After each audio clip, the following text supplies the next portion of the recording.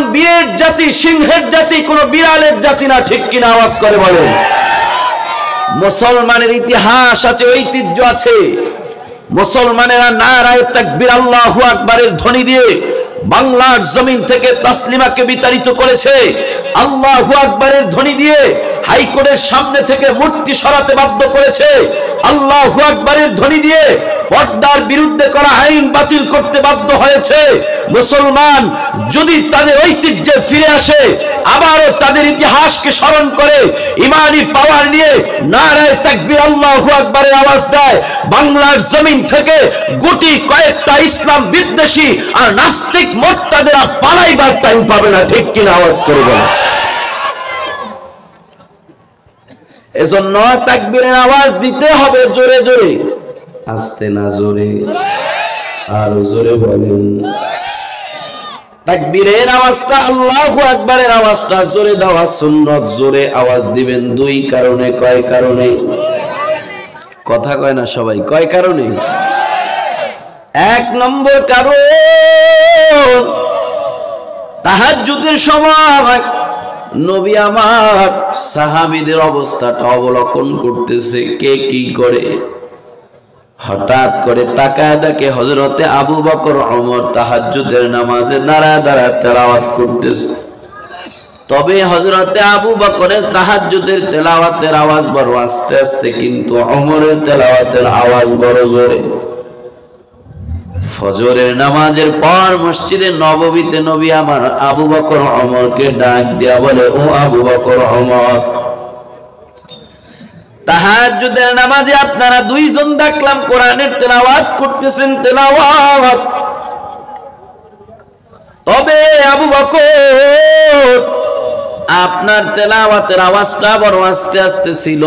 আমি নবী জানতে চাই আপনি কেন আস্তে আস্তে তেলাওয়াত করেছেন, ওমরই বা কেন জোরে তেলাওয়াত করেছেন? আবু বকর নরম মানুষ, নরম জবাব। আবু বকর জবাব দেয়, পয়গম্বর, আমি আবু বকর আস্তে আস্তে তেলাওয়াত করার দুইটা কারণ। এক নম্বর কারণ, আমি আবু বকর নামাজে দাঁড়াইয়া এমন এক মালিকের সামনে কোরআনের তেলাওয়াত করতেছিলাম। আমার মালিক আমার আল্লাহ এমন আল্লাহর আল্লাহ, যে আল্লাহটা আমি আবু বকর আস্তে আস্তে কেন, যদি মনে মনেও তেলাওয়াত করি আমার আল্লাহ শুনতে পাই কি পায় না? ইন্নাল্লাহা সামিউম বাসীর।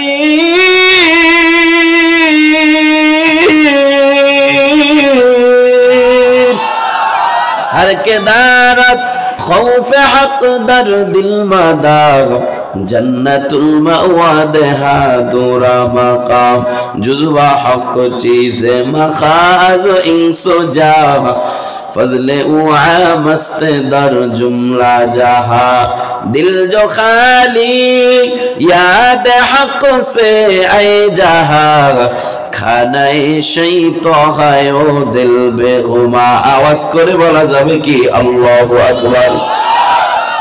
আবু বকর ডাক দেয়া কয়, নবী গো, আমি আবু বকর আস্তে আস্তে তেলাওয়াত করলো তো আল্লাহ শুনে।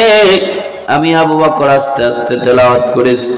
ও ইবিরামপুরের মুসলমান, অনেক যুবক সন্তান দেখা যায় রাতের বেলা খাতা কম্বলের নিচে কানের মধ্যে ইয়ারফোন লাগায় গান শুনে গুনাহ করে, মনে করে তার পাশের মানুষটাও জানে না।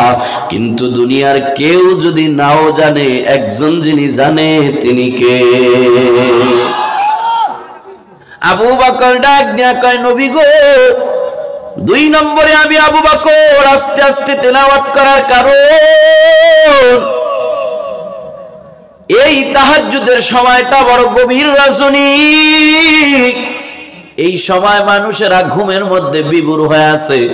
আমি চাই না আমার তেলাওয়াতের কারণে মানুষের ঘুম নষ্ট হয়।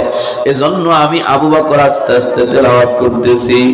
এবার নবী আমার ওমরকে ডাক দেয়া কয়, পয়গম্বর, নবী আমার ওমরকে ডাক দেয়া কয়, ও ওমর, আপনি কেন তাহলে জোরে জোরে তেলাওয়াত করেছেন?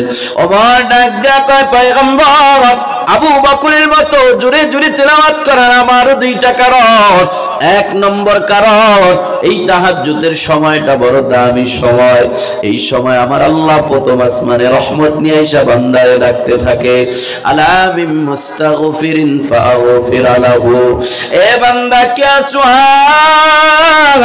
আমি আল্লাহর কাছে আয়, গুনাহ করেছো ক্ষমা চা, আমি আল্লাহ তোর জীবনের গুনাহগুলো মাফ করে দিব। ও বান্দা কে আছো, আয় আয় আয়। বান্দা তোর রিজিকের অভাব, আমি আল্লাহকে বল, আমি আল্লাহ অভাব দূর করে দিব। পয়গম্বর আমি জোরে জোরে তেলাওয়াত করেছি জন্য, যাতে করে আমি ওমরের তেলাওয়াত শুনে মানুষগুলো ঘুমের থেকে জায়গা এই তাহাজ্জুদের সময়ে তাহাজ্জুদের নামাজে দাঁড়ায় আল্লাহর সাথে সম্পর্ক কায়েম করে নিতে পারে। বলেন সুবহানাল্লাহ। ওমরের মতো আপনারা আল্লাহু আকবারের আওয়াজটা জোরে দিবেন, যাতে করে আপনাদের আওয়াজ শোনার পর যেই মানুষগুলো এখনো পর্যন্ত মাহফিলে আসতে পারে নাই, যারা এখনো পর্যন্ত আজকের জান্নাতের বাগানে আসতে পারে নাই, আপনাদের তাকবীরটা শোনার পরে যেন অন্তরে অনুশোচনা সৃষ্টি হয়ে যায়। বাড়ির পাশে জান্নাতের বাগান তৈরি হয়ে গেছে, কত মানুষের আওয়াজ শোনা যায়, আমি পুরা কপাল যেতে পারলাম না। আপনার তাকবীরের আওয়াজ শোনার পর বান্দাটা যদি আজকের এই জান্নাতের বাগানে চলে আসে, যে পরিমাণ নেকি নিয়ে বাড়িতে যাবে, ওই পরিমাণ নেকির একটা অংশ আপনার তাকবীরে আসার কারণে আল্লাহ আপনার আমার আমলনামায় দান করে দিব। সুবহানাল্লাহ। দুই নম্বর ওমর ডাক দিয়া কয়, নবী গো, দুই নম্বরে আমি ওমর জোরে জোরে তেলাওয়াত করার কারণ, আমি ওমর জানি আমাদের চতুর্পাশে মিস্টার ইবলিস আছে না নাই। আমি জোরে জোরে তেলাওয়াত করেছি, যাতে করে তেলাওয়াতের আওয়াজ যায় যত দূর, শয়তানও ভাইগা যায় তত দূর। ওয়াজ মাহফিল হইলে কোথাও যাইতে চায় না সে থায় মন, রাত জাগিয়া দেখতে পারে হিন্দি সিনেমার নাচন, ঠিক না? দুই আঙ্গুলের চিপায় আবার বিড়ি মারে টান, আছে না নাই?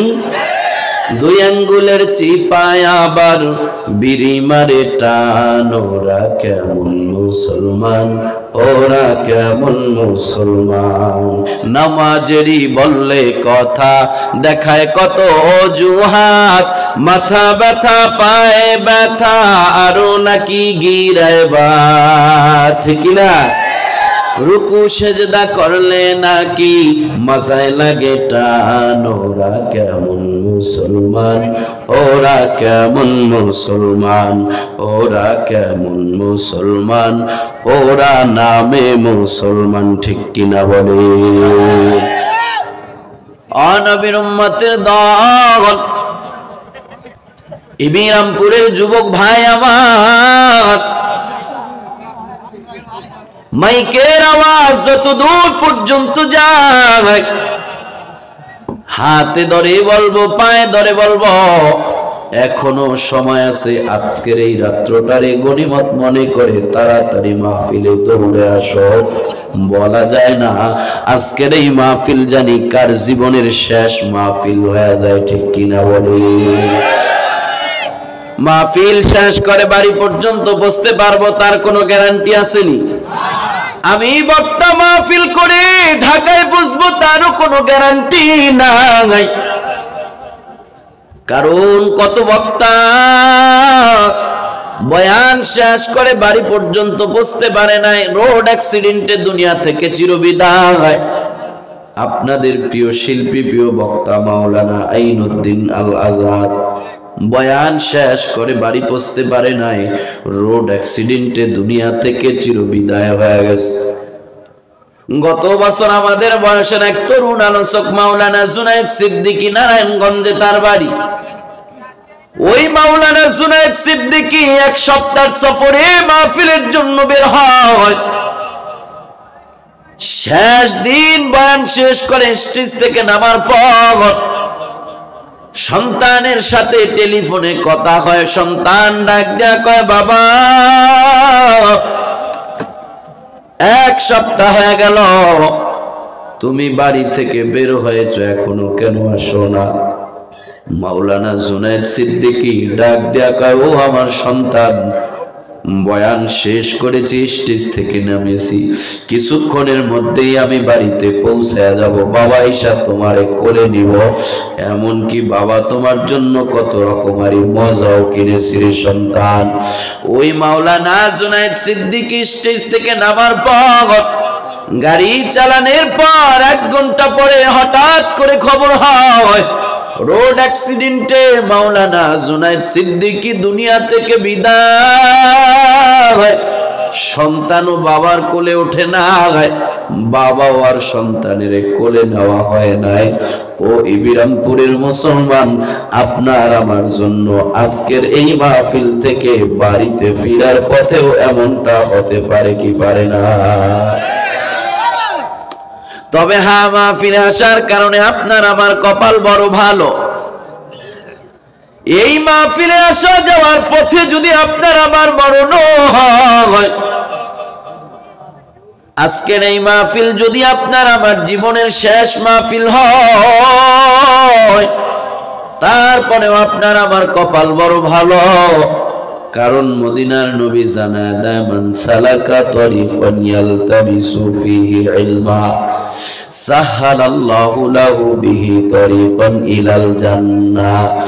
যেই বান্দা বান্দীগুলো ইলমে দ্বীন শেখার জন্য, ইসলাম শেখার জন্য, আল্লাহকে পাওয়ার জন্য কোন পথের দিকে আগায়, আবার আল্লাহ ওই বান্দা বান্দির জন্য জান্নাতের রাস্তা সহজ করে দেয়। ও ইবিরামপুরের যুবক, বৃদ্ধ বাবা আমার, আমি আপনাদের কাছে জানতে চাই, আজকের এই মাহফিলে আসা দুনিয়ার কোন উদ্দেশ্য আছে নাকি আল্লাহকে পাওয়া? কাকে পাওয়া? আরো জোরে বলেন না, কাকে? আল্লাহকে পাওয়া যদি আপনার আমার উদ্দেশ্য হয়, মদিনার নবীর হাদিস প্রমাণ করে রে ভাই, কোরআনের ছাত্র হয়ে যাওয়ার কারণে আজকের এই মাহফিলে আসা যাওয়ার পথেও যদি আপনার আমার মরণ হয়ে যায়, আপনি আমি মরতে দেরি আছি, আপনার আমার জন্য জান্নাতের রাস্তা সহজ হতে দেরি নাই। আয় বেরাদাত, জান্নাত দারুল বাকা বকৌলে রব্বে খালিদিনা ফিহা মুদ্দতে উমরে কে দর জান্নাত বাওয়ার কাইবা উকবা দাখিলে দোজখ বাওয়ার। আওয়াজ করে বলা যাবে কি আল্লাহু আকবার? না না, মুসলমানের আল্লাহু আকবারে ফরমালিন ঢুকছে। এতগুলো মানুষের আল্লাহু আকবারের আওয়াজ এই ওই বিরামপুরের মুসলমানেরা, মুসলমান বীরের জাতি, সিংহের জাতি, কোন বিড়ালের জাতি না, ঠিক কিনা? আওয়াজ করে বলেন। মুসলমানের ইতিহাস আছে, ঐতিহ্য আছে। মুসলমানেরা নারায়ে তাকবীর আল্লাহু আকবারের ধ্বনি দিয়ে বাংলার জমিন থেকে তাসলিমাকে বিতাড়িত করেছে। আল্লাহু আকবারের ধ্বনি দিয়ে হাইকোর্টের সামনে থেকে মূর্তি সরাতে বাধ্য করেছে। আল্লাহু আকবারের ধ্বনি দিয়ে পর্দার বিরুদ্ধে করা আইন বাতিল করতে বাধ্য হয়েছে। মুসলমান যদি তাদের ঐতিহ্যে ফিরে আসে, আবারও তাদের ইতিহাসকে স্মরণ করে ইমানি পাওয়ার নিয়ে নারায়ে তাকবীর আল্লাহু আকবারের আওয়াজ দেয়, বাংলার জমিন থেকে গুটি কয়েকটা ইসলাম বিদ্বেষী আর নাস্তিক মোর্তাদেরা পালাইবার টাইম পাবে না, ঠিক কিনা? আওয়াজ করে বলে। এজন্য তাকবীরের আওয়াজ দিতে হবে জোরে জোরে, আস্তে না জোরে, আর জোরে বলেন। তাকবীরের আওয়াজটা, আল্লাহু আকবারের আওয়াজটা জোরে দেওয়া সুন্নাত। জোরে আওয়াজ দিবেন দুই কারণে। কয় কারণে? কথা কয় না সবাই। কয় কারণে? 1 নম্বর কারণ, তাহাজ্জুদের সময় নবী আমার সাহাবীদের অবস্থাটা অবলোকন করতেছে, কে কি করে। হঠাৎ করে তাকায় দেখে হযরতে আবু বকর ওমর তাহাজ্জুদের নামাজে দাঁড়ায় দাঁড়ায় তেলাওয়াত করতেছে। তবে হযরতে আবু বকরের তাহাজ্জুদের তেলাওয়াতের আওয়াজ বড় আস্তে আস্তে, কিন্তু ওমরের তেলাওয়াতের আওয়াজ বড় জোরে। ফজরের নামাজের পর মসজিদে নববীতে নবী আমার আবু বকর ওমরকে ডাক দিয়া বলে, ও আবু বকর ওমর, তাহাজ্জুদের নামাজে আপনারা দুইজন দেখলাম কোরআনের তেলাওয়াত করতেছেন, তেলাওয়াত। তবে আবু বকর আপনার তেলাওয়াতের আওয়াজটা বড় আস্তে আস্তে ছিল। আমি নবী জানতে চাই আপনি কেন আস্তে আস্তে তেলাওয়াত করেছেন, ওমরই বা কেন জোরে তেলাওয়াত করেছেন? আবু বকর নরম মানুষ, নরম জবাব। আবু বকর জবাব দেয়, পয়গম্বর আমি আবু বকর আস্তে আস্তে তেলাওয়াত করার দুইটা কারণ। এক নম্বর কারণ, আমি আবু বকর নামাজে দাঁড়াইয়া এমন এক মালিকের সামনে কোরআনের তেলাওয়াত করতেছিলাম। আমার মালিক আমার আল্লাহ এমন আল্লাহর আল্লাহ যে আল্লাহটা আমি আবু বকর আস্তে আস্তে কেন যদি মনে মনেও তেলাওয়াত করি আমার আল্লাহ শুনতে পাই কি পায় না? ইন্নাল্লাহা সামিউম বাসীর।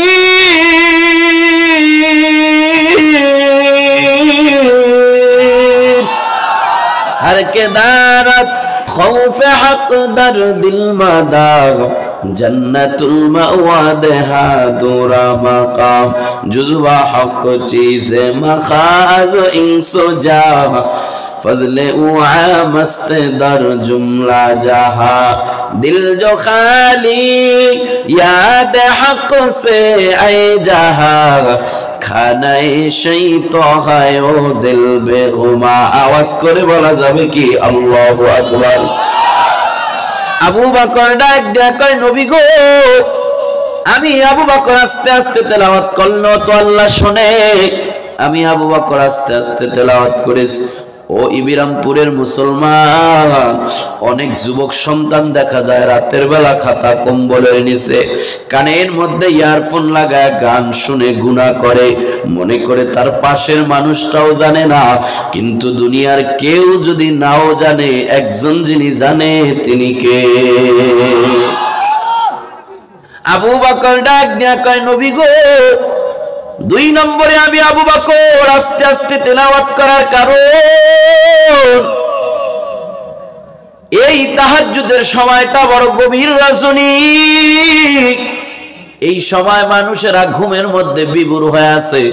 আমি চাই না আমার তেলাওয়াতের কারণে মানুষের ঘুম নষ্ট হয়, এজন্য আমি আবু বকর আস্তে আস্তে তেলাওয়াত করতেছি। এবার নবী আমার ওমরকে ডাক দেয়া কয়, পয়গম্বর নবী আমার ওমরকে ডাক দেয়া কয়, ও ওমর আপনি কেন তাহলে জোরে জোরে তেলাওয়াত করেছেন? ওমর ডাক দেয়া কয়, পয়গম্বর আবু বকরের মতো জোরে জোরে তেলাওয়াত করার আমারও দুইটা কারণ। এক নম্বর কারণ, এই তাহাজ্জুদের সময়টা বড় দামি সময়। এই সময় আমার আল্লাহ প্রথম আসমানে রহমত নিয়ে আইসা বান্দারে ডাকতে থাকে, আলা মিন মুস্তাগফিরিন ফাগফির লাহু। এ বান্দা কে আছো? আমি আল্লাহর কাছে আয়, গুনাহ করেছো ক্ষমা চা, আমি আল্লাহ তোর জীবনের গুনাহগুলো মাফ করে দিব। ও বান্দা কে আছো? আয় আয় আয়।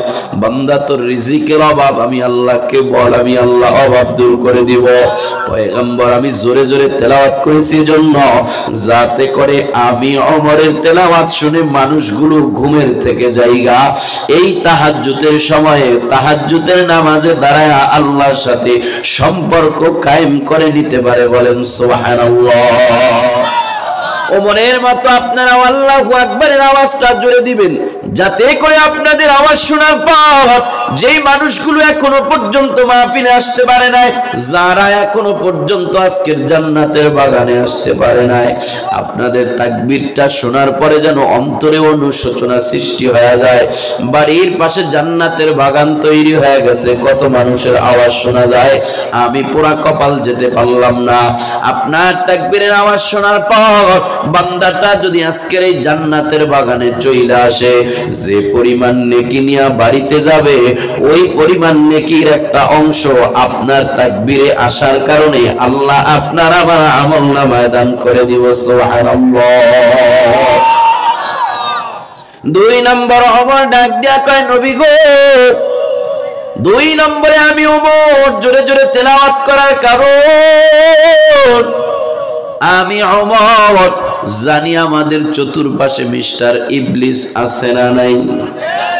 আমি জোরে জোরে তেলাওয়াত করেছি যাতে করে তেলাওয়াতের আওয়াজ যায় যত দূর শয়তানও ভাইগা যায় তত দূর।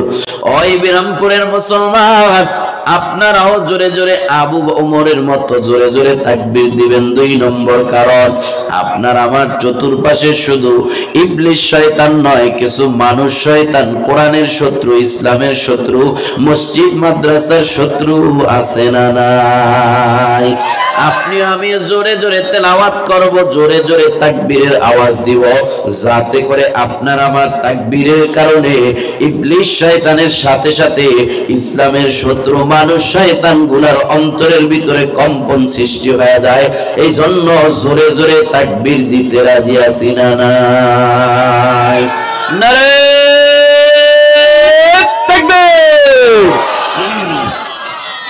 আল্লাহ আমাদের সবার তাকবীর গুলা কবুল করুক, জোরে বলেন আমিন।